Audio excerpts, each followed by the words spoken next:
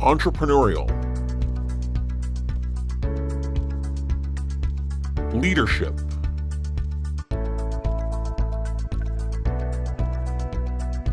intellectual.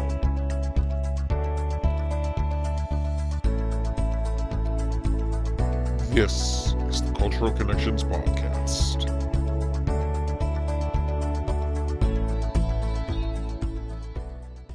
And good evening, everybody. My name is Brian Ives, and I am the producer and host of the Cultural Connections Podcast. Before I introduce our guest this evening, I want to remind all of our viewers at home that we are recording this episode live on Wednesday, August 21st, 2024. And we are live here today on YouTube. Today on the podcast, we have a similar topic to our last episode of the podcast, where we're talking about an election. And I want to preface this that most of you that watch this may be thinking about the main big election that we're have upcoming in November. And no, in this situation here, we're not talking about that election. But if you're local, specifically to the Newton area in Massachusetts area where we broadcast from, or in that general area, this may be more relevant to you. We are talking about the state election here with the House of Representatives election, and we are specifically now today talking about the Middlesex 12th District race for House of Representative, and we are joined by one of the candidates for the race, and that is candidate City Councilor Bill Humphrey. Thank you for joining me today. Thank you so much for having me. Thank you. So before we go any further, I'd like you to, before we go any further on that, actually, I would like to remind our viewers at home, if you have a question for our guest here and you are watching live on YouTube with us, please feel free to comment below on the live, and we will be watching the feed, watching it closely. So if you have a question, we will take them here live during the broadcast. So before we go any further, I'd like you to just give us a little bit more of a brief introduction to who you are and why you are running for state rep. Sure. Well, thank you, first of all, so much for having me for a couple reasons. I myself have been a longtime broadcaster and podcaster, although currently not doing any of those. And so I'm always happy to support other folks' podcasts when I can. And of course, we went to school together, K1 classmates back in the day. And it's always fun to have classmates around in the area still. So I am currently in my third term on the Newton City Council. I'm running for the open State House seat that longtime Representative Ruth Balzer is retiring from this year. It's mostly a Newton district, but also into some parts of Brookline. I like to call it the Route 9 district because it goes from almost one end of Route 9 to the other across those two municipalities. And I'm running, simply put, because I believe Massachusetts should be a commonwealth for everyone and a beacon for the nation. So, what do we need to do on a lot of different issues to make Massachusetts a welcoming and inclusive place for everyone, regardless of what your background is, and also what your particular economic needs are. I'm especially passionate about climate action, and I'm endorsed by the Mass Sierra Club. I want to work on a Green New Deal that addresses our housing crisis, our transit needs. Getting a more reliable T is certainly important for a lot of us and making things work. And, I'd like to support things like universal health care, universal child care, reproductive rights, LGBTQ rights. That's something I've worked on in the past before serving in elected office. And disability rights and elder care and things like that. So there's a lot to be done at the State House right now. It's an exciting time, and I'm really looking forward to getting in there and working on some of these things. That's great to hear. And my next question then to you here is, as many know, for those following this race know, you have two challengers that you're running against. One, a current city councilor, one of your colleagues on the city council, one also a former city councilor who was also a former colleague of yours. I'd like you to tell our audience why you think of the three of you, the three men that are running there, why you think you are most qualified for this position. Yeah, well, one of the most important things is that the job of state representative is supposed to be a full-time job, and we're used to having that in this district. And I think that people will really appreciate the full-time approach that I bring to this job, and as well as my focus on constituent services.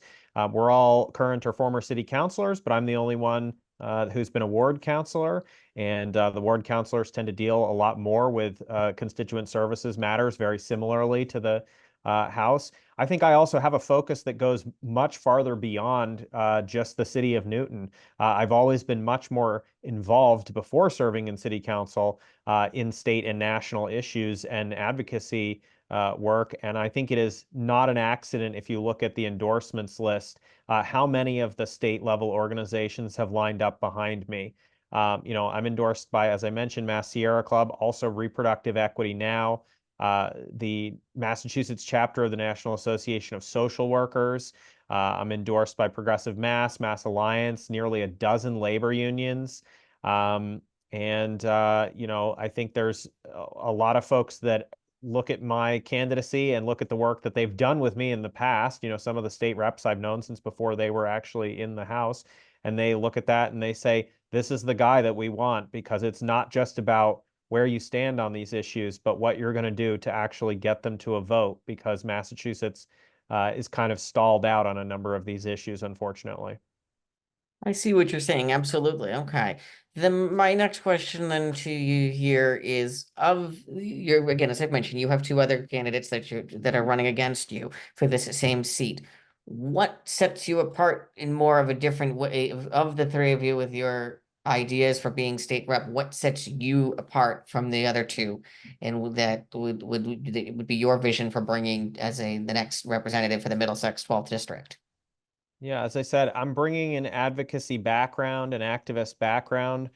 I have found as an elected official that I do my best work when I am a conduit for bringing people inside the process, which is not the same as just saying, oh, I know what people want and I'm going to vote based on that, but saying, hey, let's get more people writing in, showing up to hearings, participating in the democratic process and making their voice heard. One of the most important things you can do as a policymaker is listen to and then help share with your colleagues personal stories of how policies are affecting people's lives.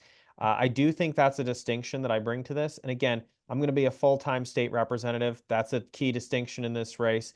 And, I am very strong on a lot of these issues with concrete, specific policy proposals, which are generally not ones that I came up with myself. They're ones that these organizations have been pushing for a number of years, and they'd like help to get these advanced. I think if you compare side by side the platforms of the different candidates, there's a little bit of superficial similarity, but the similarity kind of ends there when you get down to the next level.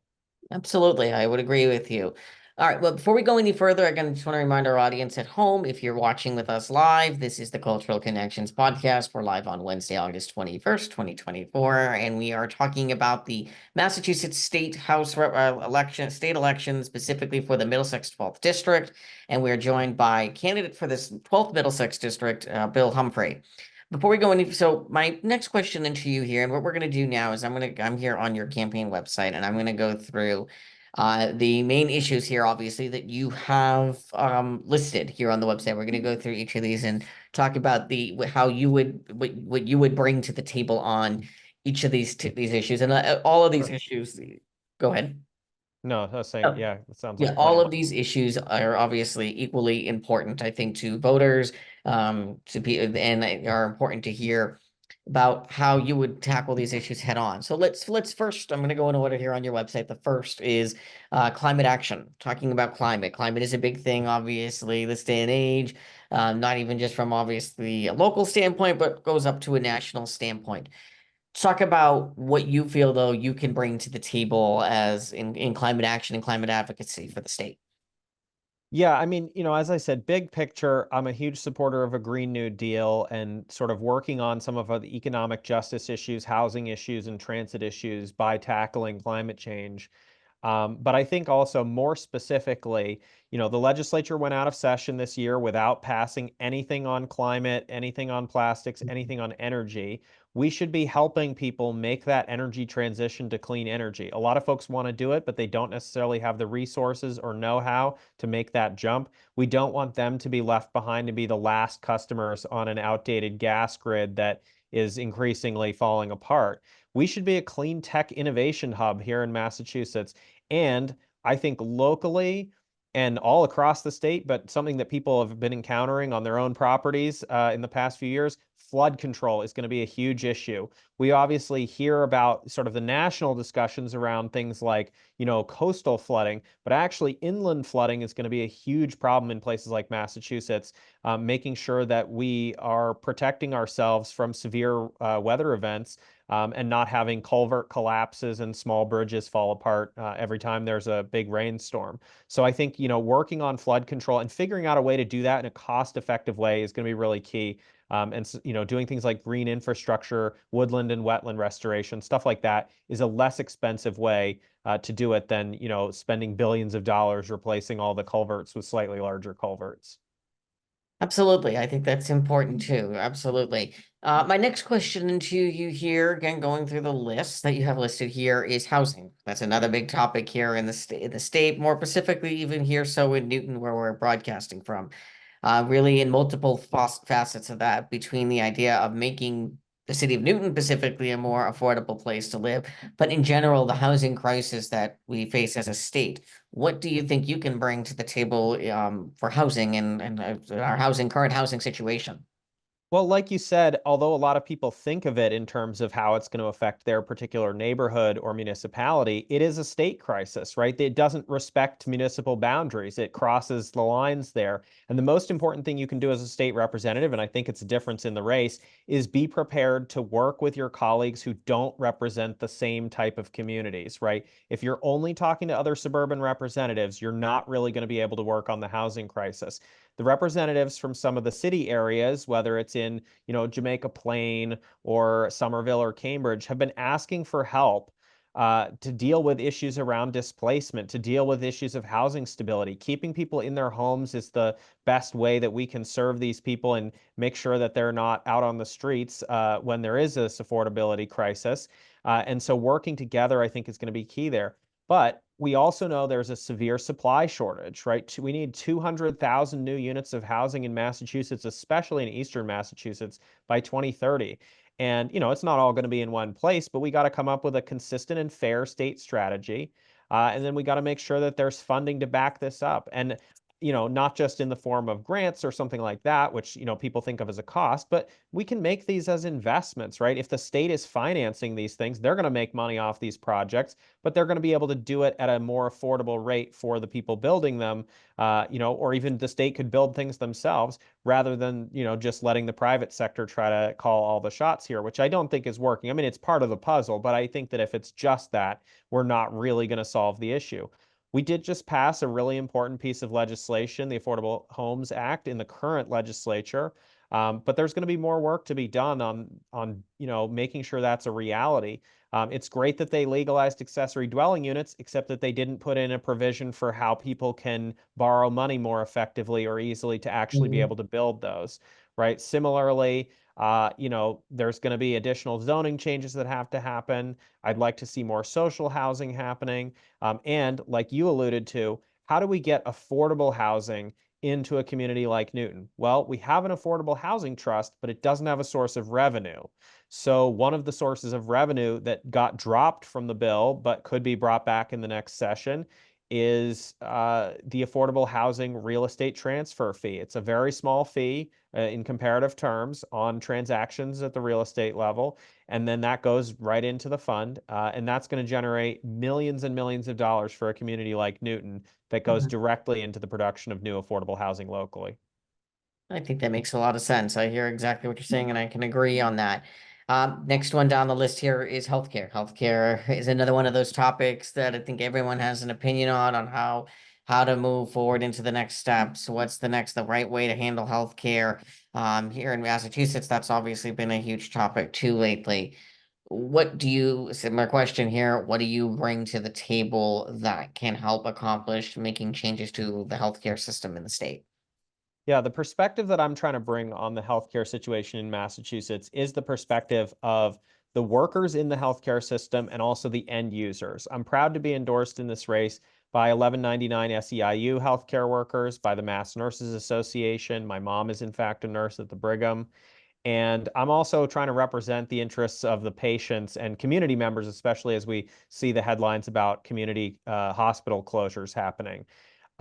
Massachusetts made great strides in terms of getting almost everyone in the state insured, but that's still largely through a private insurance system for the most part. And that does bring a lot of drawbacks because you have unpredictable rises in premiums. That's a big problem for a lot of folks, especially self-employed folks, which I've often been self-employed, as well as small business owners. This can be a really startling amount of money to have suddenly on your plate to deal with as a bill. And then you get surprise billing and things like that as a patient as well. So, people often find that the real basic stuff, maybe they can get it covered, but then they're going to have to wait a year.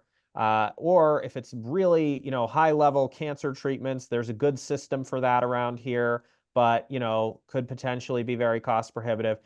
Anything that sort of is a little bit more complicated, you start running into denials of care or doctors having to argue with the insurance company or patients having to argue with the insurance company to get things covered. And I don't think that's a good way of running a healthcare system. I am for universal healthcare, and that is the most cost-effective way to deliver quality, actual healthcare to people. The more you can simplify and the more you can just cover everyone, the less you're dealing with all of these, sort of, I would say, private corporate bureaucracies. People worry about having a bureaucracy in the public sector, but there is nothing bigger than the bureaucracy of the private insurance sector in this country. And I think a lot of people are really feeling that. And universal health care, and potentially even in the case of these community hospitals, direct public operations of some of these hospitals, I think is the way to get to a better healthcare system in Massachusetts. Absolutely. That makes a lot of sense. Before I go any further, I just want to remind all of our viewers that are watching from home on our live here that we are live here on the Cultural Connections podcast. Today is Wednesday, August 21st, and we are live here on YouTube, and we are talking about the Massachusetts State House Representative for Middlesex District 12 race, joined by candidate Bill Humphrey. My next question, again, moving along the lines here on all these different issues, is public child care and education. And I'm going to specifically move over to the education section for more on that for a second, because here in Newton, we know a thing or two about education. We witnessed an unthinkable thing of this past year, school year, where students were disrupted by a strike of the Newton Teachers Association and the Newton school administration not coming to an agreement for, I think it was about 2 weeks, if not a little longer. Yeah. And there was a lot of trust was lost to the city of Newton. But again, this is not about the city of Newton here, but there was a lot of questions on how to move forward from a situation like this, and how do we prevent situations like this from happening again in the future. And I guess as a state level, how would you tackle that issue? Yeah, I mean, at the biggest picture at the state level, any additional resources that the state can provide to education at the local level, especially in some of the more complex community, or school districts like Newton, which is one of the larger ones, and is, contrary to popular belief, not all wealthy people in the district, right? There's definitely people that come from different backgrounds and have different needs and so forth. And, it would be great to get additional help from the state, including on issues around building renovations and things like that, because that actually was a major factor, in my view, in ultimately leading to the strike, was teachers feeling that, some of the working conditions were not safe learning environments, and that there had been kind of it signaled a lack of respect. And I think that gets into the sort of narrower point. How do we get to a situation like that in the first place, and what do we do to prevent it? Yes, if there's additional money, that helps, right? Because then there's a little bit more to go around. But I have found, coming from a union household and being exposed to union politics, I had a level of familiarity that I found that some of the other elected officials maybe did not. And the approach, I think, to negotiation, not just in the actual contract talks, but kind of the years ahead leading up to it, um, there was a respect issue there, right? A lot of teachers felt like they were not being respected or treated as equal partners in this process, and that they were not being heard or listened to. I always find that half the battle is giving people the opportunity to be heard when they're frustrated about something. Even if the answer is, I don't have a good answer right now, this is a tough situation for everyone. They want to know that you're listening. I'm so proud to be endorsed by nearly a dozen labor unions in this race, including the Newton Teachers Association and the Mass Teachers Association, because I think that it gives me, I mean, it's helpful at the State House. They're certainly very influential there, but it also gives me a much stronger footing and relationship to provide some leadership in the direction of, labor peace and stability in the workforce and things like that. One of the specific points that came up a lot in the, strike was this concern that a lot of sectors are facing around educational aides having a burn and churn process, right? Where they were not getting compensated enough, not getting treated fairly enough, and then sort of washing out after a few years. And then you have to find someone new to hire. And unfortunately, in some cases, that's been a deliberate strategy. There is a school of thought in some financial circles that you should promote, less retention of veteran employees because you can then rehire someone at the bottom of the food chain for less money every few years. And I think that's definitely a bad approach, even if it's something like an Amazon warehouse, and we see that's not working very well these days, but it's very bad in an education system, right? We want people to have that stability, that experience in their aides as well as their regular teachers. And I think that that concern was not being heard or dealt with, but it was one of the big, outcomes of the new contract was that there was a change in how compensation and benefits for aides was handled. And I hope that that leads to less sort of workforce churn. Again, I see a lot of parallels to other sectors of the economy. I don't think it's unique to education, but I think that something like the strike would have been avoided if there had been a greater understanding of unions, a greater respect, and a greater willingness to listen. I very interesting take on that. Backtracking here, and again, I just want to remind our viewers again, once again, that are just tuning in, that we are live here on the Cultural Connections podcast. It's Wednesday, August 21st, 2024. And we are talking about the Massachusetts State House Representative Middlesex District 12 race with candidate Bill Humphrey. If you have a question for Bill that you'd like answered during the live today, please feel free to comment here on YouTube where we are live, and we'll be glad to answer them for you during the live broadcast. Backtracking here a little bit still, as it said here on your website, was public child care and education. Let's now jump backwards and go over to child care. On your website, you mentioned about a whole idea that we should have free child daycare and pre-kindergarten provided by the Commonwealth or municipalities directly. How do you see something like that working for the Commonwealth, and how would you try to implement something like that? Yeah, so this is a great example of a bill that has been floating around the legislature for a number of years now, and this is largely being pushed by the labor unions who have a lot of members who really struggle with affording or finding childcare. There's a real supply shortage of childcare, first of all, and that certainly affects the cost as well. Having universal options for everyone, regardless of your means. And obviously, if you're wealthy and you want to send your kid to a fancy private one, then by all means, people do that for K through 12 as well. But having that option available for everyone is a core foundational start for a lot of young people and will pay off for their whole lives.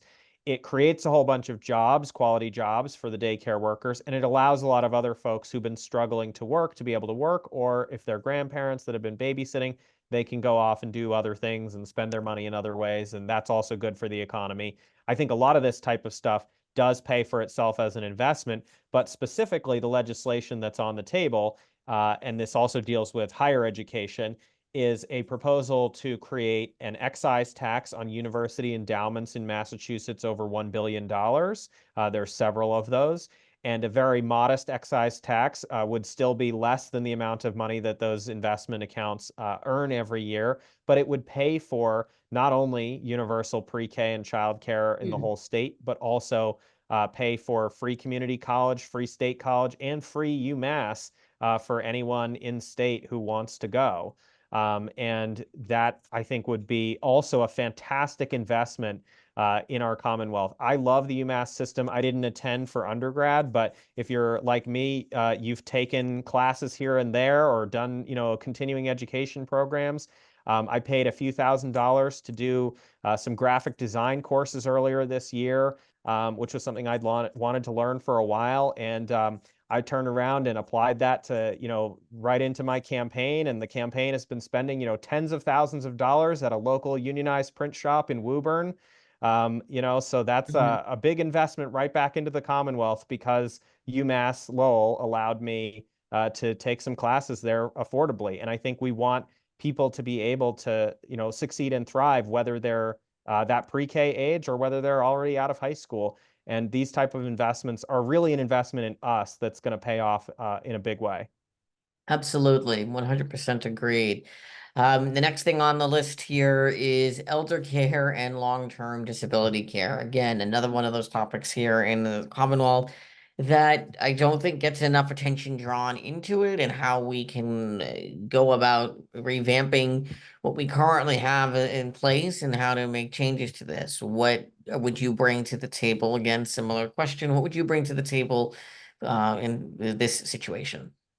Well, again, I'm very grateful to be endorsed in this race by 1199 SEIU, which is one of the unions that represents a lot of both nursing home workers and home care aides, as well as people's PCAs, which is sometimes family members and so forth, helping them out with things if they need only some help with disability issues at home. And like you said, this is something that a lot of people don't know a whole lot about or think about if they haven't been directly exposed to it. I grew up, back when I was in that K1 class with you, I had my great aunt living in the house with me who had a lot of challenging needs. She had Alzheimer's. She had taken a fall, and was having a lot of physical difficulties. And then her sister, my grandmother, was living around the corner at the time, having many of the same issues. And then, they make their way to assisted living or nursing homes and so forth. That can be really expensive and challenging at every step of the way for a lot of those families. And similarly, I've talked to so many folks who are either themselves people with disabilities or they have a family member they're taking care of who has some sort of long-term disability at home. And even just some small changes there would make all the difference in the world. But the nursing home one is definitely one that I'm very interested in because it doesn't get enough attention. It's having the same phenomenon as we're seeing with the Steward healthcare debacle at the hospital level, which is the takeover by private equity. There's a lot of transparency problems there. There's a lot of putting profits over people. And, we unfortunately know and hear periodically about the stories of abuse and neglect that happen in these facilities. The more we can do to help people stay independent and out of these places in the first place, that's good. That saves a lot of money. And I love for people to be independent as long as they can be. But when they need that additional layer of help and home care isn't enough anymore, we need a quality, safe place for them to go. And it can't break the bank. I don't think a middle class or working class family should be having to liquidate all that they've worked for in their whole life to pay for, making sure that they have a quality elder care for a loved one. And that's not helpful as well for building intergenerational wealth, which is something that I think a lot of us think is an important objective in our society. Absolutely, 100% agreed. And again, I just want to remind our viewers as we start to reach the last around 5 minutes or so left in the podcast that we are live here on the Cultural Connections podcast on August 21st, Wednesday, August 21st, 2024. We are talking about the Mass State House Middlesex District 12 race with candidate Bill Humphrey. If you have a question for Bill that you'd like answered today during our live here on YouTube, please feel free to comment below and we'll do our best to get your questions answered. My next question then here to you is, and this is probably one of the biggest ones in this state, and that is public transportation in our unfortunately not the best public transportation system that we currently have. That I know it is something that is people you hear almost if you walk the streets of Newton, you go anywhere around the state of Massachusetts, you will hear people complain bitterly about the public transportation system. They tried it it seems like a domino effect. They fix one thing, another thing breaks down. What would you bring to the table in trying to help revamp this public transportation system? Yeah, I'm incredibly passionate about this. First of all, I love trains, but additionally, my dad was a career public transit planner. Took the train to work on the D line every day. for decades. And there is, this was a long time coming, the situation that we're in, right? There's been years of disinvestment. You get a backlog of maintenance. Even this year, they're still not providing enough money to do the annual routine maintenance without even accounting for catch-up. We've got to be investing in the maintenance. We've got to be investing in more hiring. Philip Eng, very talented new general manager of the T, coming from his experience at the New York City subway system. It's great to have someone that has experience and isn't just a political appointee in this role. But he has said very clearly that compensation of the workers, especially the operators, has been a real problem. Again, it goes to that churn point that I talked about earlier with the teachers' aides. If you have to keep constantly rehiring people and retraining people, you don't have that workforce stability. You don't have enough people. That leads to canceled buses, canceled Green Line trains. Sometimes they run a one-car train when they're supposed to run a two-car train. And then you've got everyone crowding in. You've got delays, right? All of these things cascade together. Making sure that we have the political support to get the resources necessary is the key to fixing this system. And if we don't fix this system, it has such a ripple effect in our entire regional economy. And even if you are someone who never uses the T, this does affect you because it means more people on the road, creating further congestion if this system continues to break down. So we've seen some very promising signs of moving in the right direction, but it is going to take a lot more resource investment. And don't get me wrong, there have been incidents where the money has not been spent wisely, and I can understand the public's frustration about that, and we need to certainly be very mindful of that. But there is going to need to be additional resources put into this. Absolutely. No, and I think it's something that a lot of people, it is probably one of the biggest frustrations, as I just said, in the state. Within the last couple of minutes here, I'm going to go with one more issue that I think that we have time for. And I think we'll move over to reproductive freedom. And that is something I think, at least at a national level, obviously, it's the biggest thing that everyone is talking about in this presidential election, which is, I think, at the front of everyone's mind in presidential election. But at a state level right now, and especially here in Massachusetts, where I think thankfully we can say we live in a state where we don't have the much of that as an issue. What would you bring to the table as a legislator that would continue to help reproductive rights in the state of Massachusetts? Well, it's a great question. I'm incredibly proud to be the only candidate in this race endorsed by a major pro-choice organization. Reproductive Equity Now, formerly NARAL Pro-Choice Massachusetts, is one of the largest pro-choice advocacy groups in New England. And they, along with Planned Parenthood and a number of other organizations, have a very ambitious agenda for what they call full spectrum reproductive rights. And that is about providing additional maternal health options and improving maternal health outcomes for those who choose to go that route, but also making sure that family planning options, abortion rights, any of those type of things are fully protected. Like you said, we're fortunate to live in Massachusetts. That's definitely true. But there are pieces of legislation that they have been offering that have stalled out where they're trying to take that and go further, right? So for example, protecting folks coming in from out of state. So if they access services here and then go back home to a state where it's illegal, we don't want them to get prosecuted if they're tracked here. So working on identity protection issues around that and privacy issues. Second, there are still some archaic laws on the books, including consent for minors requiring a judicial approval if the parents don't provide that consent. It's very out of date. It's not a good situation when someone finds themselves in that situation. We want to make that easier for them, that they don't have to take off of school and go talk to a judge. There's additional funding issues to make sure that we have enough supply for certain services and medications that are needed. Make sure that those are stockpiled. They've been doing a good job on that front, but that's always something that comes up every year. And there are things, as I said, that the state can be doing to go that extra distance and be really a leading light on this issue for other states around the country. So while we do a good job on this, there is more to be done, which is why Reproductive Equity Now endorsed me, because not only do I talk about this issue a lot, and I'm very passionate about it, and I have been for my entire, sort of adult political career, even as a student activist, but also it's something that I'm willing to push forward in the state and not just say, let's rest on our reputation and keep it at that. I think that's great. Hard to believe here that we are already reaching the end of the podcast. Still so many more, obviously, issues to go through. But before we do wrap up, I want to give you one more chance here just to, again, remind our voters, to one last little plea if you'd like, and then we will wrap up the podcast from there. Sure. Well, again, my name is Bill Humphrey. I'm a Newton City Councilor. I'm 33 years old. I'd encourage you to visit billhumphrey.org to learn a little bit more about me, to check out all of the organizations that are endorsing me, and to read my very comprehensive issue platform page. This is the September 3rd Democratic primary. It's the Tuesday after Labor Day this year. There is no general election opponent, so this is going to be the part where it's decided. And I would really ask for your vote and your support if you're able to give it, because I'm really excited to get started and be your full-time state representative.